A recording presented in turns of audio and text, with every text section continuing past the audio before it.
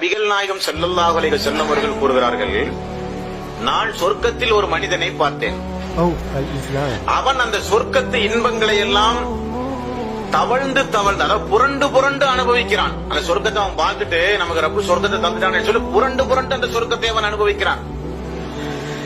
இவ்வளவு சந்தோஷமாக அந்த சொர்க்கத்தை அனுபவிக்கக்கூடிய அந்த மனிதனுடைய நற்கம் எந்த செயலின் மூலம் அது சொர்க்கத்துக்கு போனார் அல்லாஹ்வுடைய ரசூல் சொல்லும் போது கூறுகிறார்கள், வீதியில போகும்போது ஒரு மரத்தினுடைய கிளை மக்களுடைய தலையில் பட்டு இடையூறு எடுத்து கொண்டிருந்தது.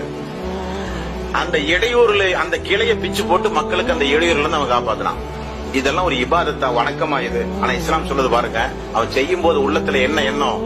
மக்களுடைய இடையூறுகளை போக்கும் போது அல்லாஹ் நமக்கு கூலி தருவான் நினைச்சான். பாத்தீங்களா? அந்த நினைப்புக்கு ரப்புல் ஆலமீன் கொடுத்த பரிசுதான் சொர்க்கத்துக்குள்ள போன்ற ரப்பு சொல்லிட்டான். அப்போ இது சின்ன அமல் தானே, இது பெரிய அமல் தானே, இது வழக்கமா நம்ம செய்யறது தானே என்று பார்க்க கூடாது. எந்த அமலாக இருந்தாலும் வாழ்க்கையில எப்பவுமே அதிகமா அமல்களை அதிகமா செய்து கொள்ள பழகிக் கொள்ள வேண்டும். அதான் இறை விசுவாசியுடைய பண்பாக இருக்கணும்.